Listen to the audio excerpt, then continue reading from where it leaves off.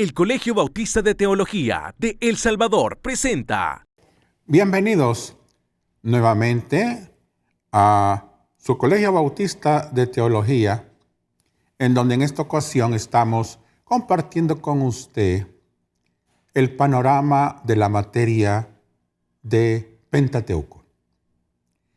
Hemos estado estudiando cómo Dios, en su infinita visión, forma el mundo, forma todo cuanto existe, crea al hombre con un propósito.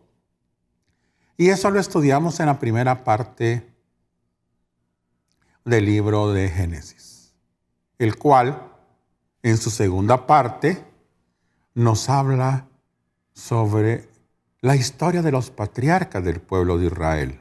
Es interesante leer cómo es invitado Abraham, un prominente hombre que estaba sitiado allá en las llanuras de Mesopotamia, y él por fe cree en Dios, cree en Jehová, y toma camino, él y su familia, rumbo a una tierra donde fluirá leche y miel, que en esa época, conocida como la tierra de Canaán, hoy tierra de Israel. Y ahí comienza la formación de lo que hoy conocemos como el pueblo de Israel y su historia. Génesis hace una descripción de cómo se forman todas estas grandes familias que las resumimos en las famosas 12 tribus, y luego aterrizan ahí de esclavos en Egipto. Ahí es donde llega Jacob y sus hijos, ahí es donde crece, y por 400 años ahí se desarrolla el pueblo hebreo, pero con la esperanza algún día de ser liberados por un Salvador.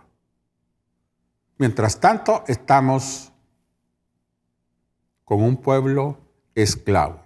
Esa es la forma breve, sencilla, como la historia nos lleva a cerrar el libro del Génesis con uno de los llamados también patriarcas, José.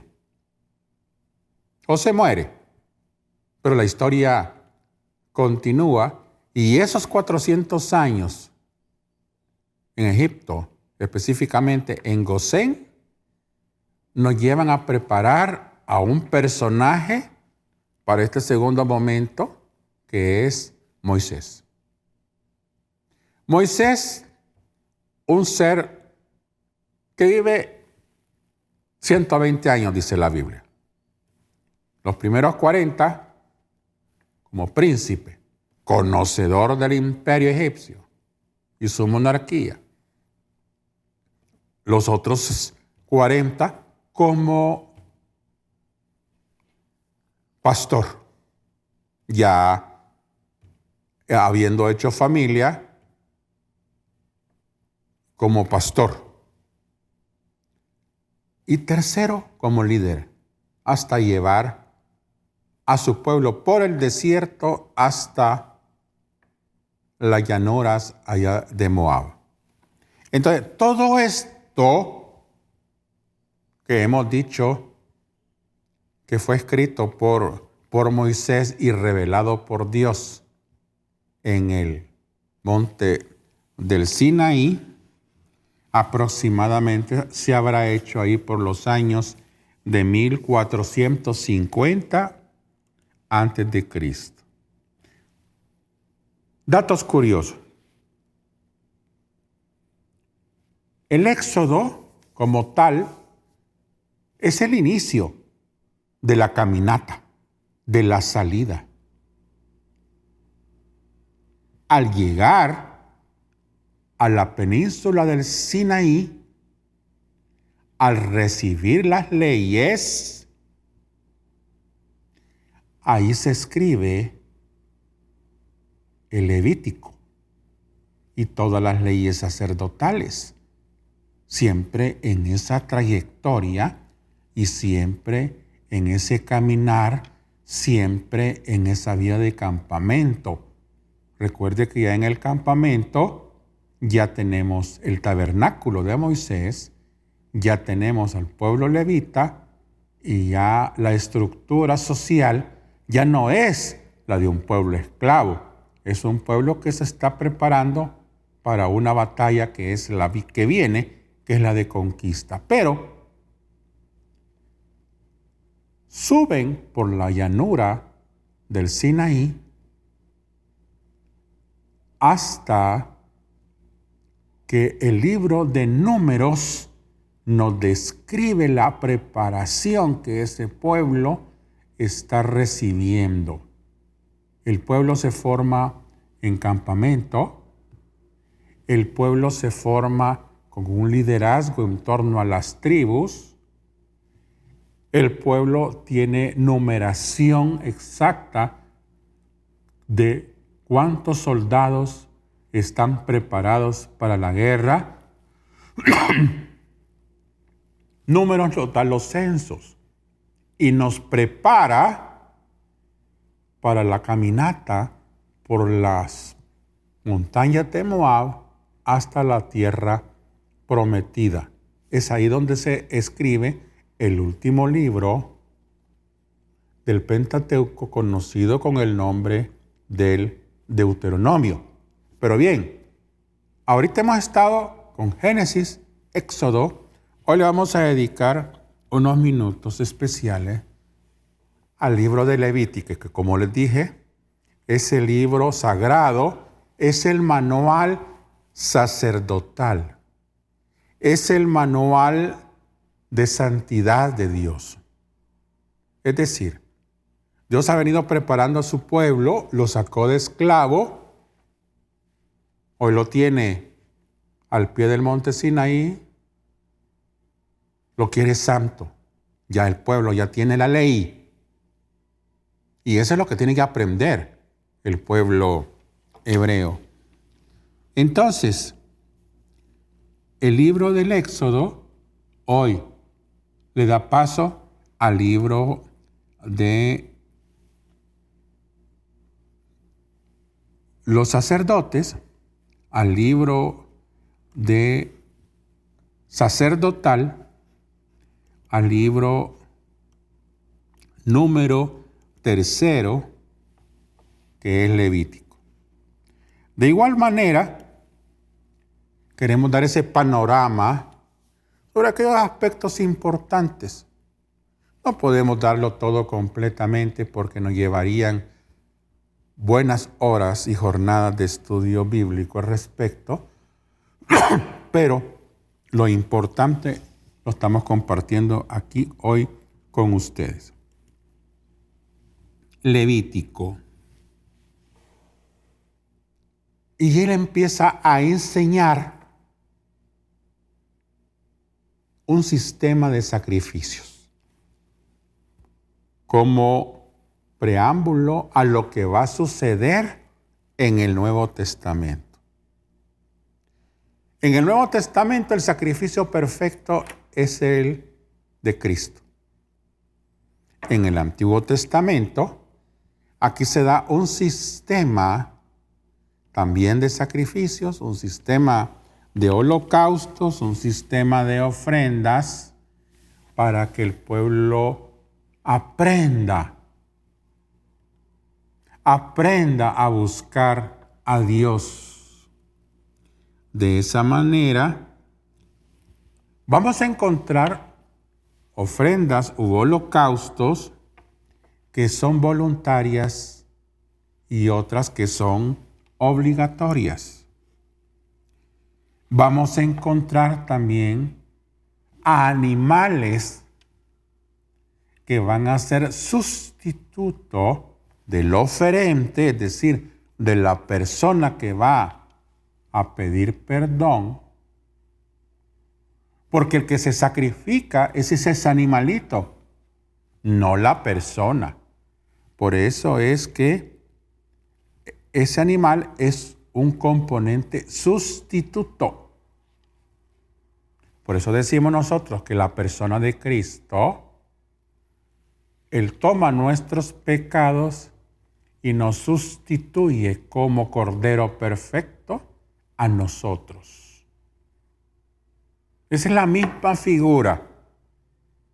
Entonces acá el Levítico le está mostrando al pueblo hebreo cómo hacerlo.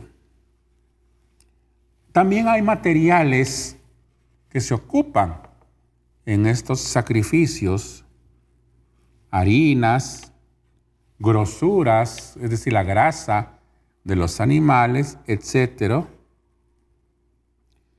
También hay ciertas partes de las carnes que son usadas para estos sacrificios. Hay resultados, mire qué interesante, como por ejemplo, hay resultados donde todo el sacrificio, toda la pieza se quema. Es sacrificado el 100% y se quema. Cuando esto sucede, se llama holocausto. No quedó nada. Pero sí, el resultado es que todo eso se transforma en olor grato a Dios. De igual manera, otro tipo de ofrendas y de sacrificios, como por ejemplo el de la expiación, también presentan resultados donde el pueblo se siente tocado por Dios, donde Él sabe que ha depositado su culpa y ha sido expuesta en especial sacrificio en el templo. Hay lugares donde suceden estas cosas. La mayor parte de los sacrificios suceden adentro del templo, adentro del campamento. Pero hay otros sacrificios que se hacen afuera del campamento, afuera del templo. Por esta razón, el judío, el hebreo del Antiguo Testamento, ve en el templo como el lugar para llegar físicamente, presentar su sacrificio ante el sumo sacerdote, quien es la persona autorizada, descendiente de la tribu de Leví, en la persona de Aarón, para que haya expiación, haya presentación de pecados. ¿Qué sucede cuando la historia nos cuenta que esos templos fueron destruidos? Por ejemplo, el último templo, conocido como el Templo de Salomón, fue destruido.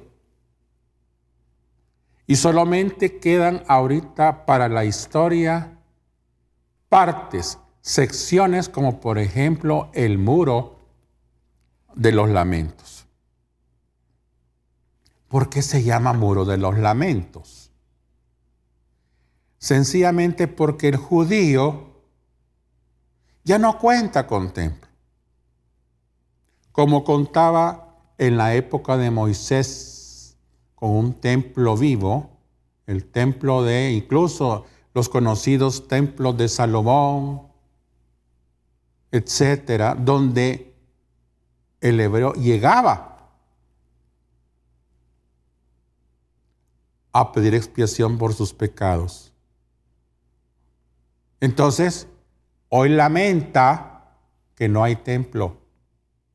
Hoy lamenta que no hay un sistema de sacrificios. Hoy lamenta que no hay sacerdotes. Hoy lamenta que no hay un pueblo levita. Hoy lamenta que ha habido un corte en la vida religiosa, en la vida espiritual del hebreo. Y entonces, ¿qué es lo que le toca hacer? Esperar a que venga el Mesías, los cuales no reconocieron el momento en que Jesús, el Mesías, vino y estuvo con nosotros. Capítulo 1 de Juan lo describe. Y a los suyos vino y los suyos no le conocieron. De ahí sucede que el judío tradicional, el judío hueso duro, ortodoxo, si así le queremos llamar, no cree en que Jesús ya vino para salvarnos. No cree en el Mesías. Su doctrina judaizante no le permite entender los tiempos, las señales, para comprender que eso ya sucedió y que lo que estamos nosotros esperando como cristianos todos es la segunda venida. Obviamente, eso quedó en el mundo judaizante, porque para el mundo cristiano ya no hay templos, ya no hay sacrificios. Eso cesó con la muerte de Jesucristo, resurrección y vida. Ya no hay más sacerdotes levíticos. Hebreos nos argumenta que Jesús es el sumo sacerdote y el único intermediario para ir al Padre. Entonces ya el Antiguo Testamento quedó como tal, como sombra de lo que sucedió y de lo que nosotros estamos gozando ahora, porque hoy todos aquellos que creemos en Jesús, como dice Juan, todo aquel que cree en Jesús es salvo. Jesús ha venido a salvar, no a condenar. Esa esperanza de vida, esa esperanza de salvación hoy es nuestra en el mundo cristiano. No así en los seguidores todavía de los ritos del Antiguo Testamento, que están esperando la presencia de un sacerdote humano, la presencia de un sacrificio de un animal, para que haya expiación de pecado. Ya eso formó parte, como se le llama, del primer pacto. Hoy ya estamos en un nuevo pacto en Cristo Jesús. Entonces, regresando al libro Levítico, el pueblo tenía que saber estas leyes. Tenía que entender que tenían que vivir esas experiencias religiosas de sacrificios, holocaustos, ofrendas. Porque lo que Dios quería mostrar era la santidad de su pueblo. Y por eso Él mostraba la manera de cómo alcanzarlo. Todo esto sucedió, por supuesto, según la historia bíblica, escrito allá por el año de 1450 a.C. Pero recuerde que la historia hebrea continuó. Y todavía la destrucción del templo, el último templo, fue en el año 70 después de Cristo. Es decir, pasó bastante tiempo el pueblo hebreo con estas prácticas en donde buscaba y encontraba su santidad.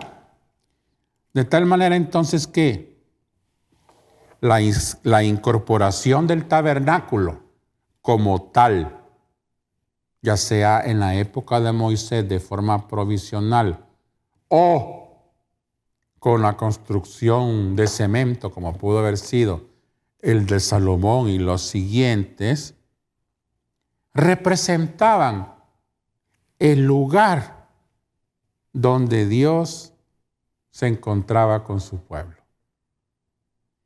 Por eso es que la palabra tabernáculo significa el lugar donde se encuentra Dios y el hombre, donde se encuentra Dios y sus hijos. Eso no quiere decir de que Dios no existe en otros ambientes, en otros lugares. Claro que sí.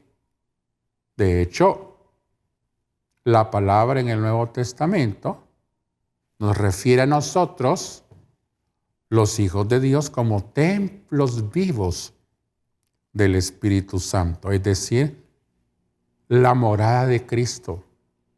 Por eso es que los miembros de la familia de Cristo somos santos, porque el que vive en nosotros es santo. Ya nosotros ya no necesitamos de tabernáculos.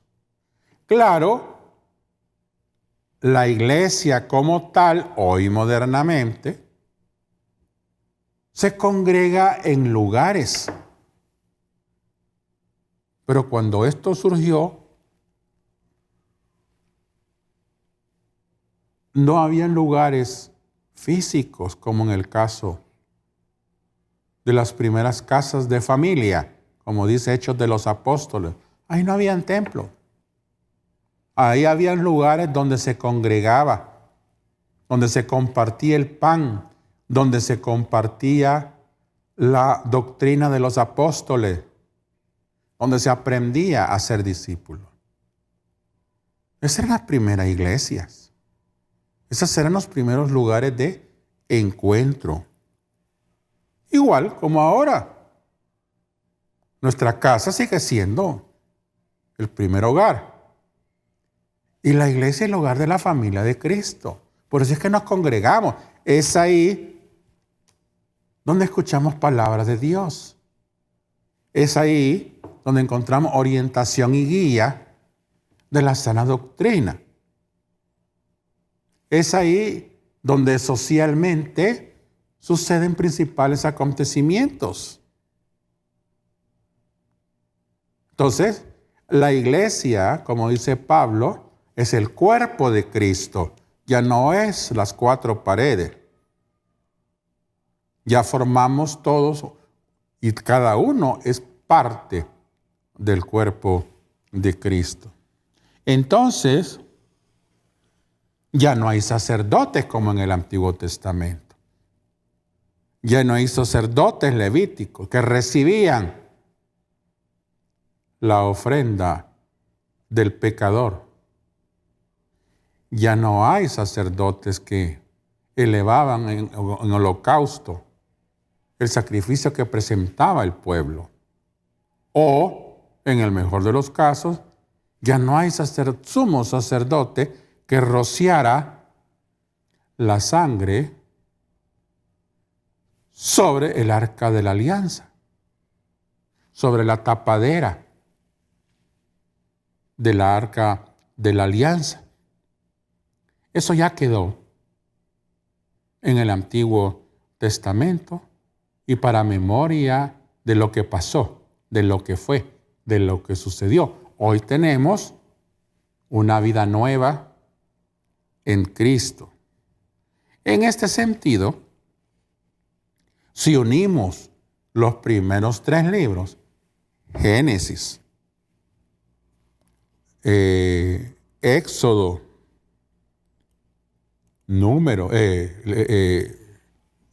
Antiguo Testamento, en general,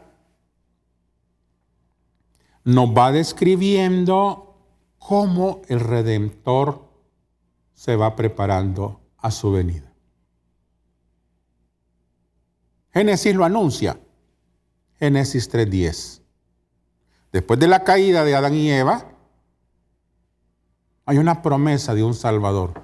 Génesis 3:15. Éxodo, hay un modelo de Salvador.